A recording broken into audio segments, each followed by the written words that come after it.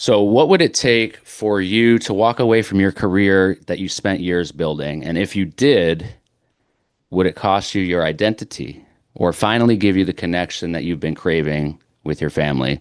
Today's guest, Alex Egeler, actually made that leap from aerospace engineer and executive to lead dad and career coach. And what he learned might just change how you see work, parenting, and what really matters most. Alex, it's a pleasure to have you on and share a little bit of your time with us today. Thanks for coming on Dad's Interrupted. Thanks so much for having me. So let's start here because I think a lot of people listening are going to hear aerospace engineer to lead dad and immediately be like, wait, something's up with that. How does that even happen? So can you take us into that story? Yeah, so I had always wanted to be a dad. I think my motives for it were perhaps questionable, which was wanted to show up my own dad, who I didn't think had done a very good job. But I really was focused on that, and I got married, found my wife, and part of the screening criteria was, can this someone I want to build a family with? And she was amazing for that. And I also let that feed into my career. So I had a job that I thought was the perfect job to be a dad. It had very clear boundaries. It really wasn't that difficult for me. I was doing very well at it. And then we had our first son. I went on paternity leave, which even in the first place was a little bit of a red flag because where I worked in aerospace engineering, people said, "What are you doing?" And I said, "Oh, I'm going to go on leave for 3 months and take care of my son." And they said, "Dads don't do that here. Only the moms take leave." So that was the first clue that maybe I wasn't someplace that really fit. But I went away. I took over caring for my son at 3 months and until about 6 months and got him into daycare. And in that time, he went from a little potato on the floor to sitting up to babbling to smiling to eating real food. And at work, nothing happened. Nobody had done my job. In fact, anything that was related to my job, people just said, "Alex will be back soon." And I immediately said, how in the world can I keep doing this? My time is worth so much more with my family than it is at this job. But I didn't want to quit. I didn't want to give up my job. So that was the first moment where I realized all the preparations I'd done to be the dad I wanted to be and have that career, I'd gotten wrong. I'd thought that I wanted an easy job that had firm boundaries, and really that wasn't it because an easy job meant I didn't care about it. It didn't push me, and I really just didn't understand why that would be a place that I could show my family what a career looked like. So I quit, and that was the first leap. I went to work for a small aerospace startup. I said I never would work for a startup. That wasn't what I intended to do in my life. I also thought that I would never, ever be a manager. I took a job as a manager. I ended up as an executive, and eventually the company startup, my biggest fear was, what if it goes out of business? I won't have a job. I won't have a stable career. It totally happened. It happened in a 2 month span. We went from nearly going public to completely shutting the doors. And I was fine. And in fact, at that point, I had all the momentum in my career. And I just took a step back and said, I'm going to be a dad. It was really difficult. And you mentioned the identity piece. That was really where it came in and hit me of I had put so much of my identity into my career and being successful, and that had really crowded out being a dad, even though I'd made these huge career moves to be a better dad, and it had absolutely helped to have more time to do things that I cared about, to work at a place where I felt like I made an impact. None of that mattered when it all went away and I was left with, I'm a dad. What does that mean? So that was really the moment where I had to take a look at myself and what mattered and what my values were and why it felt so bad to all of a sudden not be the breadwinner, to not be the one who was successful in my career. I always say for the first 3 or 4 months after that, if I met somebody new and they said, "Oh, what do you do?" I would always say, "I used to be an executive at an aerospace." Like it was some badge of honor I had to earn. Oh, this is what they'll judge me for. It took, yeah, 4 or 6 months before I could just say, "Oh, my company went out of business and I'm just home with the kids now." That was how hard it was for me to process. And so eventually I realized I didn't need that badge of honor. I didn't need that success. I needed to be there for my kids. And what that meant was a job that I could control that I could do, and that showed them something that was important to me, which was helping other people, which I really wasn't doing in my previous job. So that's how I ended up as a career coach. A long, meandering path, but every step was, what does my family need right now, and what can I do to get my values and actions more aligned? Such a great story. I love that. Tell me, was you mentioned that it was hard. Was stepping away from the high level career scary or was it freeing? I thought it was going to be freeing, but it was some scary, but mostly it was just like, I don't know, almost painful. It just felt I went into this spiral of thinking if I'm not making money, I'm not earning my spot. I'm not being valuable to the family. And it's so funny because that isn't nobody in my life was saying that, right? At that time, I never ever met somebody who was like, "Pff, you're just a stay-at-home dad." Like, I know that there's a lot of stigma around it, but where I live in this part of the world, I literally never had a single encounter where I walked away and thought, "Oh, they really judged me for that." It was all in my head. It was all sort Mm. of the programming from my family history and society around my job is to make money. And I think the big piece was getting over that programming and that piece of my identity that had held so firmly to money is the way that you provide value as a dad. That was all I'd seen for two generations ahead of me. And it just, even though I knew in my head every day, no, I'm getting the kids out of the house. The main reason why I was the one who stepped away, we knew we needed somebody to take over really the house as the pandemic was winding down. We had twin 2-year-olds who'd literally never been out in the world. We had two older kids who were, one of them was going to elementary school for the first time because it had been all remote or hybrid until then. We knew we had all these transitions coming, and my wife's job is super important. She does clinical trials for pediatric cancer, late stage, so Mm. end of life, life-saving treatments. And there was no way I could compete with that, right? From a financial Yeah. standpoint, sure, whatever. But from a what's the point of us being here on this planet? What she does is a million times more important than me.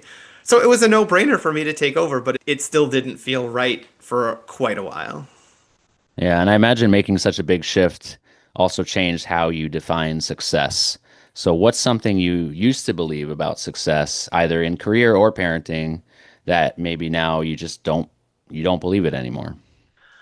Yeah, I think, the old saying of nobody looks back on their deathbed and thinks, oh, I wish I'd done one more PowerPoint or I wish gone to one more meeting. For me, I think the moment was recognizing my legacy on this planet was not going to be anything I did in my career. There are some people who reach points that they do things that affect the whole world and their names are known for history. I was never going to be one of those people. I didn't even really want to be one of those people. And so if my legacy wasn't going to be that, it was going to be the relationships that I built with the people that mattered to me, and especially setting my kids up to have those relationships move down the line. The trace of me that I'm leaving behind on this world is through my kids and making sure that they are independent and thoughtful and kind and creative and passionate and emotionally available, right? Those are the traits that I really wanted. And so that, to your question, that's really what success looks like to me is how do we make sure our kids are going to make the world a better place by their actions, by their being there, and what can we do to foster that every day? So good. So you made this huge pivot, engineering to lead dad. I'm curious, once you were in that new reality, what did you start to notice about the tension between career success and family life? Not just for you personally, but for parents in general. I think one of the key things, especially as a dad, is to understand that my career had a 10-year head start on my sort of identity and priorities and success, and recognizing that in that time, a lot of my ideas about what mattered and what I wanted to do really hardened. And then it was breaking through that. And I see that a lot with the parents I work with, which is you want to do it the same as you used to once you have a kid. And I think it really becomes much more about doing it wisely. I always use the analogy of, I don't know if you follow hockey, but there's a lot of Love hockey. really, yeah, really like important defensemen who when they started their career, they had amazing physical talent. And when they entered their career 20 years later, they were still anchoring Stanley Cup teams. But it wasn't because they weren't the fastest skaters anymore. They weren't the hardest shooters anymore. It's because they had learned how to use their experience to play the game well. And I think that's really what I think of that analogy as becoming a parent. It wasn't that I could keep up with that same level of intensity that I had before. It was, how can I do it smarter? How can I use my talents in ways that will provide the most value? So I don't need to be working 12 hours, that I can provide more value to the company or to my clients or whoever in a shorter amount of time. And that comes with experience. So I think that being okay with that mind shift, right, was really the hard part. But that's the one that I see working through a lot with parents. Would you say that's the biggest challenge that they face? That's one of them. I'd say the other one is just the idea that it's okay to do it differently. It goes with it, but that there's a different way to do it, and that the way you've always done it, you have been successful, and it's hard to let go of things that have brought you success. And that's true of how you do work. That's true of emotions. That was a big one for me in learning about anxiety and how to let go of it. Was it's been so helpful to me in my life. I'm always on time. I'm always prepared. Every talk I ever gave was super polished because I was so nervous that I would over prepare, that I would overdo it. And so, with all of these things that anxiety has given me that were a positive, when I wanted to say, I really need less anxiety because I need my kids to not be feeling it, right? I need to not be it be pouring out of me so much that they're absorbing it. It was hard because it did all these positive things. So I think it's that idea that all of the things you've done to this point have been helped with your success, and now you need to let go of them. And how do you really frame your thinking and mindset around that? Why do you think so many parents feel trapped between career success and family success? I think in a lot of cases, it's because it's painted as this binary thing that the only way to be successful is the way you have done it. And so if you can't do that because there's fewer hours in the day, because now, your day starts at 5 a.m. and by the time you get to work at 9, you've already done half of a work day of another job. You're tired. You're not thinking as clearly. You're probably not as motivated. And it just feels so much more draining. And so to me, I think the world kind of paints this picture of there's aren't many people who are really changing the way that they think about success. It comes so much around your position, your financial rewards related to that, and the other pieces of it are very difficult to quantify. You don't get a number for how much connection you have with your kids, right? And so I think it always pulls back to work because there's all these things that sort of human brains gravitate towards. And it's hard to hold on to the connection and the kids piece of it through all that. What myths about parenting and work do you think we need to dismantle? I think the number one is that working parents are not as productive or not as valuable because they can't spend as much time. Again, the skills that I've learned being a dad, the things that I worked on every day, empathy, patience, acceptance, those are the things that true leadership is built around. And yeah, I couldn't work as many hours because I was taking my kids to soccer practice or drop off took an extra half hour. But at the end of the day, I think I'd rather the time isn't what matters. It's the product, it's the team, it's the connection. And I learned how to do those things so much better. And I carried that back and forth. Everything I was learning at work, I was taking home to be a better dad. And everything I was taking from home, I was taking to work and being a better leader. It makes me wonder, like when you're balancing all of that, like if you are a working parent, right? How does one personally know when you're out of alignment, either with your work or with your family? How do you recognize that?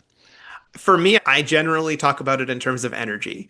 If parenting takes a lot of energy out of you. And normally the hardest part of the day is the end of parenting, right? The dinner, bedtime, that process. For my family, that's always been the part that's taken the most out of us.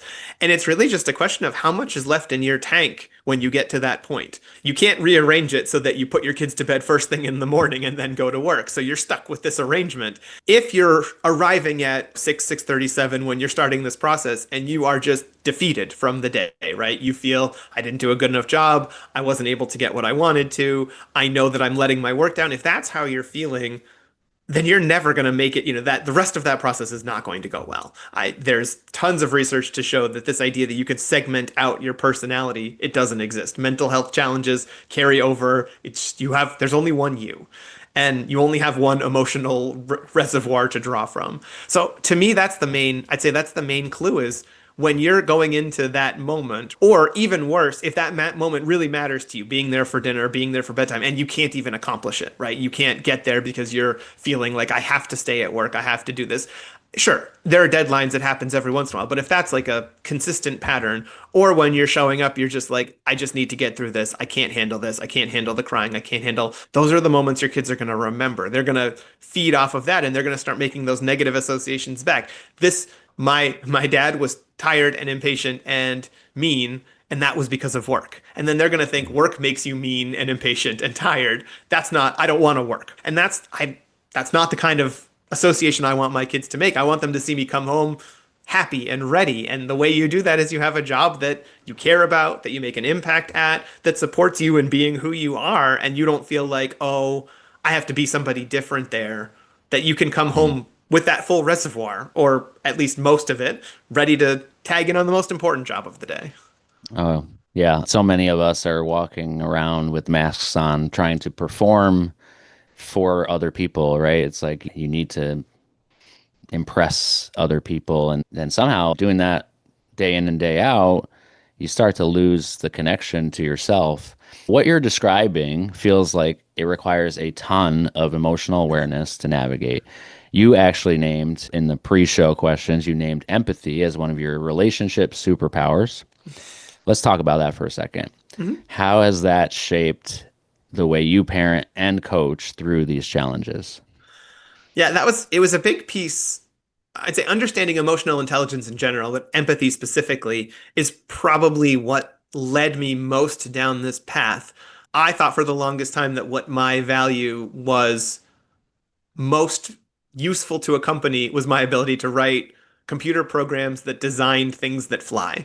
And that's a very unique talent, and I really enjoyed it. But as I moved on in my career, I came to understand that I was good at that, but I was roughly the same as a lot of other people who were good at it. But the thing that I was actually good and was unique about it was I could help explain the things that we did to people who didn't necessarily understand it. And I could think about it the way that they thought about it. And I could convince people that we needed to do things a certain way. And when I read originally the sort of EQ book by Daniel Goleman, I was like, oh, this is it. Like, I'm smart, not like standout, brilliant, whatever, but I'm smart. But my EQ is very high for somebody who has an engineering type brain. That was really the thing that I realized. And I came to understand it was even more about empathy, and that I would walk into a room and I would know what everybody else was thinking and feeling. And that just isn't how other people operate. And so that was in my career when I realized that. I moved away from being an individual contributor and into being a manager because I saw this is easy for me, right? This is a skill that I have, that I've honed, that really doesn't take much out of me to use. And it's super valuable for the company, more valuable than my ability to write software. So understanding that as my strength, I think really was what kind of unlocked this path. And then as a parent, understanding, okay, empathy is really good, but you have to be careful with it. You have to make sure you don't use it too much. You don't over empathize, right? That if your kid's having a problem, you don't join them in the suffering. You make sure that you're recognizing and validating that feeling, but also standing apart from it and showing them, I trust that we're going to make it through this too. The sturdy parenting that Dr. Becky Kennedy talks about on Good Inside, like that made so much sense to me because I can see that sometimes I do get sucked in, and I'm very lucky that my wife will be there and be like, okay, but one of us, we need an adult here. I Mm. understand they're having trouble. She actually did that to me last night, even. So it still happens. But that recognizing what other people feel and recognizing that as my sort of unique capability is why this path has worked out for me, I think. On the flip side of that, Alex, you said you struggle to listen Yeah. without trying to fix. And I Yes. think a lot of men struggle with that. A lot of dads struggle with that. So how do you work on that personally? I think the key to that one was recognizing that not everybody needs every problem solved. And that was a big one for us to figure out in our marriage, especially. The lowest point of our marriage when we had just had our second kid where he was about 6 months old. And my wife and I got to the point of just overwhelmed. We didn't really prepare for our second kid the way we did the first, and I think that's pretty common. I tell people that the second kid is always harder, and even for us, we went from two straight to four because we had twins, and still the transition from one to two was harder. And it was because we really just thought we knew how to do it, and we thought that we had systems and plans, and none of them could accommodate two kids. They could all accommodate one, but they couldn't accommodate two. When we went to we eventually ended up in couples therapy, and the main thought my wife and I each had every day was, I'm doing everything and you're not doing enough. And I know you as a fair play administrator, you understand that's a very, I'd say, common and certainly difficult trap to get out of because you're just so negative and defensive about it. You can only want to hear all the work that they're doing. And the truth was, of course, we were both working as hard as we could. It wasn't that either one of us wasn't doing enough. It's just we didn't see it, we didn't understand it, we didn't value it. So that was really the big piece. But when our couples therapist said, you don't have to solve every problem this minute. And moreover, you don't even have to solve some problems ever. That was like a weight that lifted off my shoulder. And that's the mantra that I tell myself when I'm in those moments of, okay, you need to listen is you don't have to solve every problem every minute. And you don't even have to solve some problems ever, because that allows me to step back and say, my job is to listen here. And if somebody, whether it's my friend, my wife, my mom, my kids, if at the end they say, what do you think I should do? Then that's an invitation. But if they don't say Mm. that, assume that this is not time to solve the problem. This is time to listen and validate. If you've listened to this show before, I'm a huge fan of therapy, and I try to talk about it on every episode because I think we need to remove that stigma Hmm. that men shouldn't or can't or are weak for going to therapy. So I appreciate you bringing that up. One of the things, so I love those moments in those sessions where they like your therapist said just this one thing and it unlocks something for you. Yeah. My therapist said a good day can include a problem. We were having a conversation about this issue, this problem that we had. My wife and I was like fixated on the problem, and and my wife was saying, you carry it with you. It's like Yeah. it ruins your whole day. Mhm. And I was like, yeah, it just feels like really heavy. And my therapist said, a good day can include a problem. And I was like, it's so simple. It's Yeah. such a simple concept. But when you're too close to the problem, it just feels like you have to solve it. It's there, it's weighing on you, you're thinking about it. And yeah, so it's like step away from that and have someone outside of your own circle Hmm. help you unlock some things. It was really amazing. So I appreciate you sharing that story. What role does empathy play in creating a flexible career that actually fits your life? So I think if you have empathy, you're able to spot it in others and you're able to value it. And I just think it's such an important piece of the workplace right now. We've learned that leaders who have empathy and who can operationalize it for the company in strategic ways are so valuable. And it just feels like it's the skill that allows you to come in and join a team and be a part of it, but not necessarily have to be micromanaged and not necessarily have to build that trust and be your authentic self. If you're in a group where empathy is valued and it's a common trait amongst everybody, the shared experiences get easier. It's not You don't have to have experienced it yourself to recognize the value of it. And I think that was a big one, certainly becoming a working dad and then seeing all the experiences of the working parents around me and saying, wow, I didn't understand this was happening. I always talk about working moms pumping is like the biggest one. Like that is watching my wife go through that. And she works at a very progressive place that has policies and everything around it. And it was still super hard for her to do. And just places that aren't even thinking about it, of course it's impossible. Of course it makes these terrible situations for the moms who are trying to deal with this. And I was completely oblivious, right? It is not talked about. It is not mentioned. As a single 20-something-year-old guy, if you told me that there were 5 women that I saw every single day that were doing that, I would have told you you're crazy, but it's definitely true.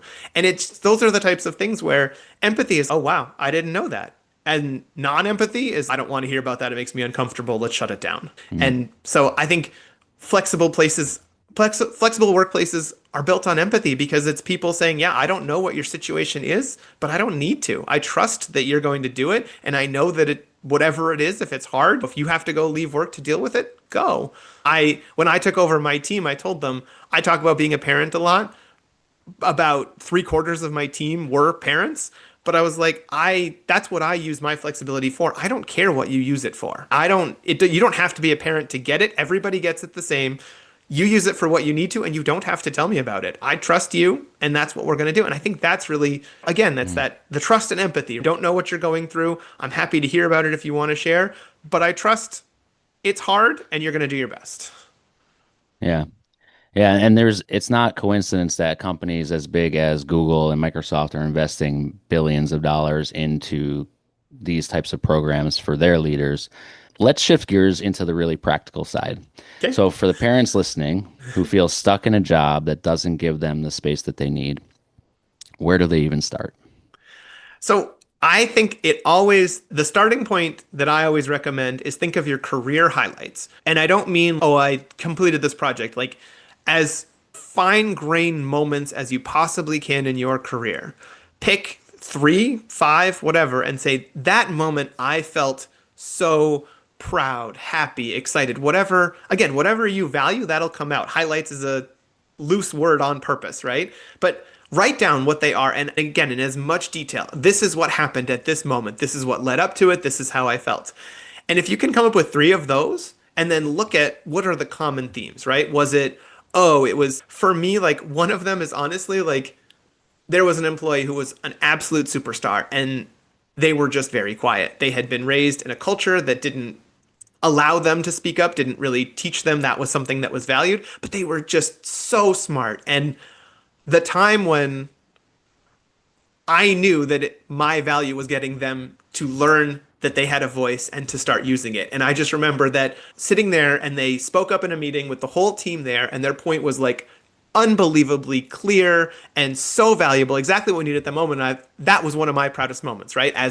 In my career. It was just seeing that the progression of this person from I just sit quietly and I do my job to no, I really can be a leader was what made me feel like, oh, I'm doing such a good job. And that was what I wanted to feel. You hear, oh, aerospace executive, but if I tell you that story and then I tell you, yeah, now I'm a career coach, you're like, yeah, that makes sense. So sometimes those stories have a lot more value in showing you where you need to go. Because if you're doing things that aren't going to give you those moments, then you're in the wrong place, right?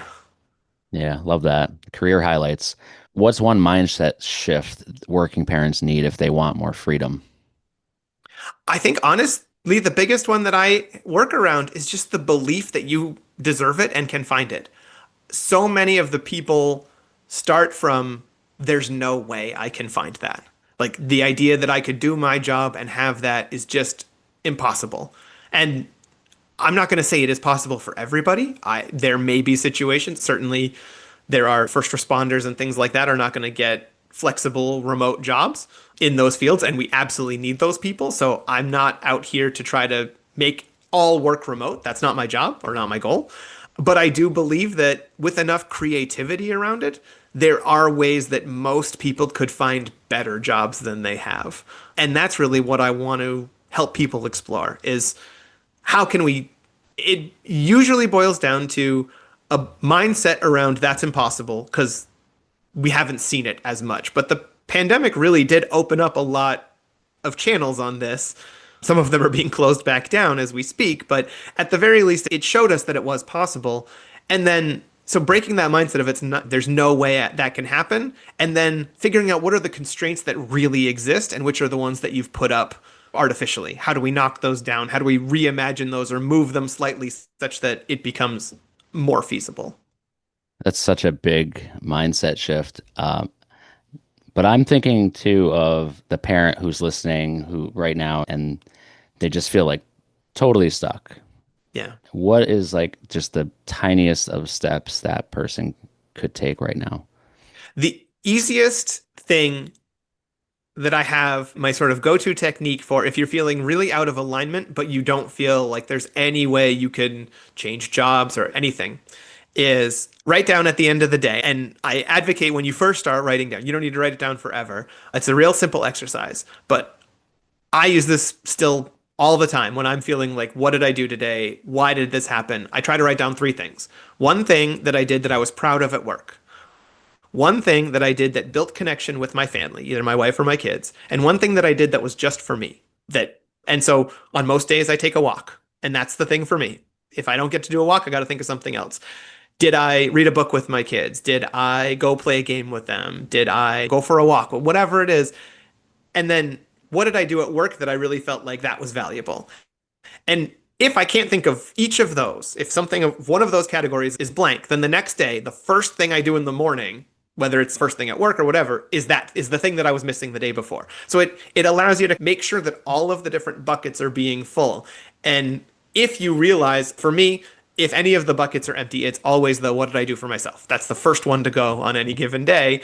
And so it reminds me, no, you got to put something into that bucket too. My hope is that if you write them down at first, right, then you start to see the patterns. You say, oh, wow, this is the fifth day in a row when I had to prioritize this one thing.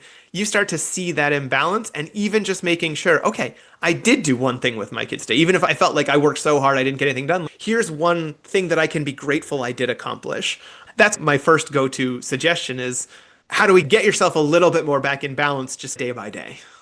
I love that. I love the practicality of that because as we talked earlier, a lot of us are in the routine of just going to work and performing our job and then coming home and often feeling exhausted and hopefully not performing at home, being yourself at home.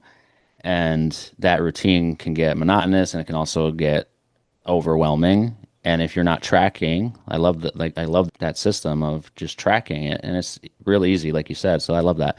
Thank you for sharing that. How do you help in your coaching? How do you help someone find work that aligns with their strengths and their family? So what's interesting about that, there are a lot of coaches out there, career coaches, who can help you find a job, who can help you spruce up your resume, do all that. That's the part of it that I can help with, but it's not the part that I really feel a lot of connection to. When I start working with somebody, the first thing we do is walk through what makes you tick. What is your purpose? What do you really wish you could be doing? That's the first step. The second step is what are the parts of your identity that have been holding you back from doing that? And again, in my story, the first part was finding my purpose and recognizing what I really loved to do was help other people be their best. That was when I did these exercises myself, that was what kind of, and so becoming a coach was a kind of a no-brainer. That was, I take that part of the job and then that's all you do. The part of my identity that was holding me back was this idea of the stature in my company matters, that I need to be highly compensated, that I need to be of this level at the company. That all came from my family, from my dad and my grandfather, who are both super, super successful and never, ever prioritized anything about the family. And then the third part is what are you uniquely good at? What is the piece that you can do that makes you more valuable at this job than anybody else? And once you put those three pieces together, we just figure out what's that job? What does it look like? And look through job postings and things and say, oh, yeah, I like this part of this, but I don't like this. Sorry. And eventually you hone in on, wow, this is a job that this is an area where I can use my skills. I feel good about doing it now. I've worked through why where the constraints were holding me back from it. And it will really lift me up. It'll give me that energy. It'll make me feel purposeful. Allow me to make an impact. And then once you find those things, then in my opinion, the rest of the stuff kind of takes care of itself. You can go through all that process, but in a lot of cases, it's really getting to that point where you know those things and you feel comfortable saying them out loud. And then you just start saying them out loud to the people in your life, your existing network. And if you need to, you can build from there. But in a lot of cases, if you just say, this is the thing that I really wish I was working on, and here's why I'd be really good at it. So many people are like, actually, I know somebody. It's Mm. there's a great book called The 2 Hour Job Search, and it highlights that the key to finding a new job is your loose network connections, right? It's not the people you know, it's the people they know. And if you think about that sort of second connection, if you looked at that number on LinkedIn or something, it's like immense. If you have 500 connections, the secondary circle is giant. And the chances that somebody in that circle can get you to the right person, that's how it works, right? It's not about cold applying to easy apply online applications or anything. It's just saying out loud what you want and being comfortable saying, I deserve this and I'm going to go find it. Mm. Yeah, and that is a huge shift for people. The idea that I deserve this. I think so many people walk around with a negative. I think we all have the negative talk track in our heads, right? And often one of the common ones is I'm not enough. I'm not good Yeah. enough. Or it could be fear, right, of moving from aerospace engineer to Yeah. career. It's a huge leap, and it's a scary leap to make intentionally. And so, yeah, I think that could be a roadblock for sure. What are some other small practical steps? I know you shared the great tip of jotting down those three things. What other small practical steps can people make that make a big difference? I think the other one that I note is that holds people back a lot is comparisons. And so I talk about the three dangerous comparisons. There's the comparison of yourself before you had kids, right? You think I used to be able to do this and now I can only do this. That's not a useful one because the old me couldn't change a diaper in 10 seconds or feed a baby a bottle or rock two babies to sleep at the same time. Like the number of new skills I have way outpaces that. But I don't think about that when I think about my work output. So that's avoid these comparisons. That's the first one. The second one is avoiding yourself with other employees who don't have kids. Now, that's a very dangerous one because you think, oh, they can work so much harder, they can do all this. But again, we know that becoming a parent increases your empathy, it increases your ability to prioritize, it increases your ability to be efficient. Like, there's scientific studies about all of that. So, that's not a useful comparison. Sure, they can put in more hours, but that still may not mean anything. And then the third one is a surprising one that I realized later on is comparing yourself to other employees who do have kids, because there is so much individual in everybody's story, and you don't know their story and they don't know yours. And that was a very hard one was for me when I stepped away to become a lead stay-at-home dad was how come I can't do this and other people can? And the answer to that was I have two-year-old twins in a pandemic. I have my oldest son was going through terrible mental health challenges. And it really was the most important thing to make sure we were getting everybody to move forward. And that took all of one parent's time for some number of years. And that's okay. But it was very easy for me to look at other families and say, they have kids and they both have jobs, and how come they can do it? And the answer, what I always have to remind myself is, I don't know their story, they don't know mine. And there's whatever I'm doing is what I think is best for my family and to get us through, and I'm sure they're doing the same. And that's okay. It doesn't have to be the same thing.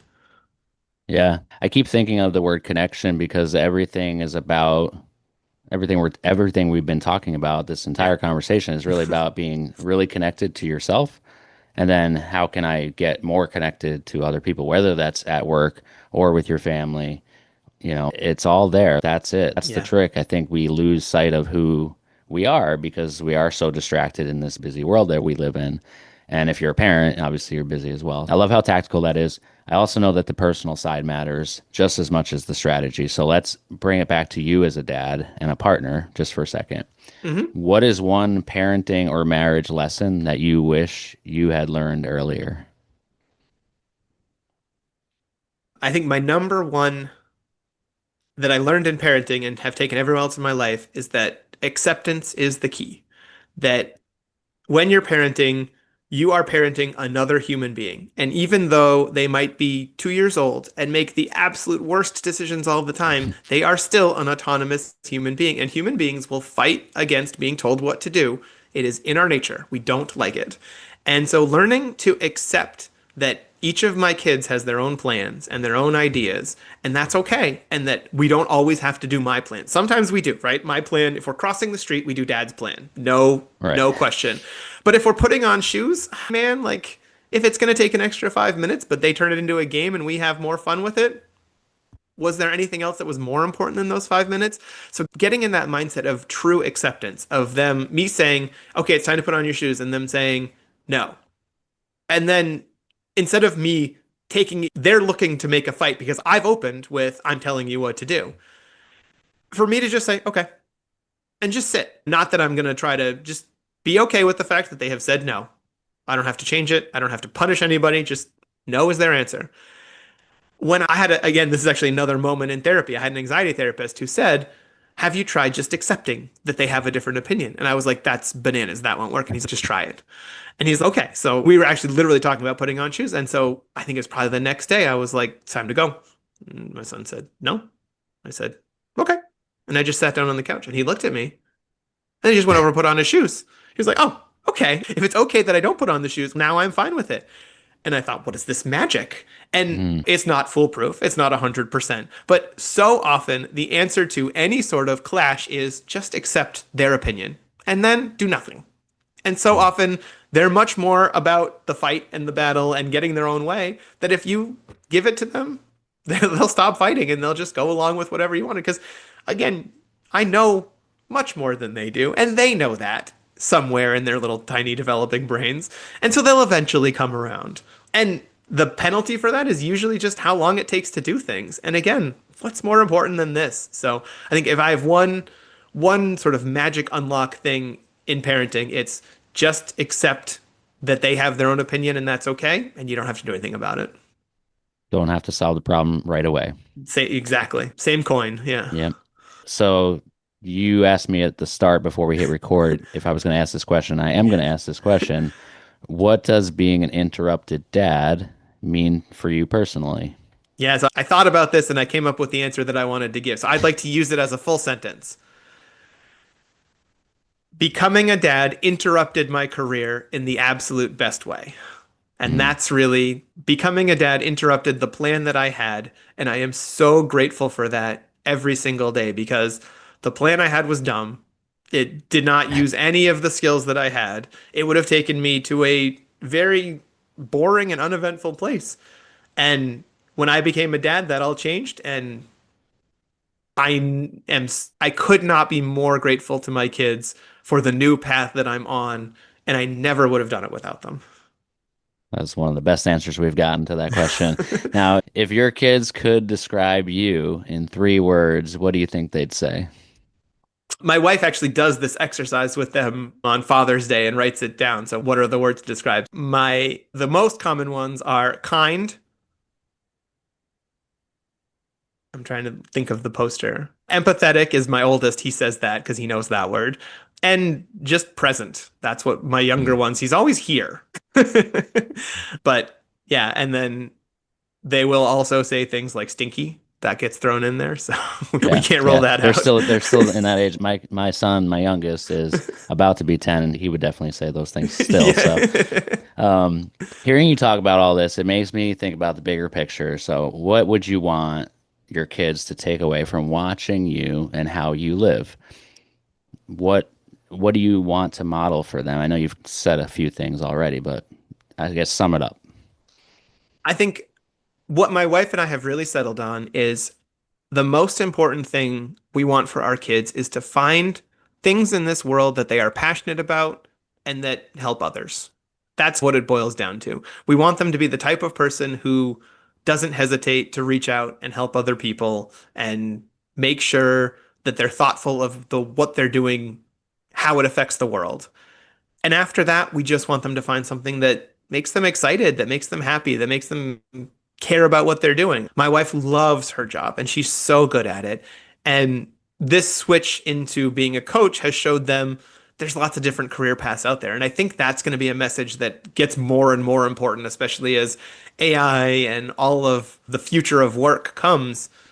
It's going to look different for them than it looked for us. And I think they just need to be ready for that and understand that it's okay. And again, I'd say it's okay if it doesn't work out. I talk about when my business doesn't go well or when frustrating things happen, or they certainly saw what it looked like when the whole company collapsed and what my reaction to it was and how I handled that. And I was sad and I was concerned about what I was going to do, and I was unsure about what the next step was.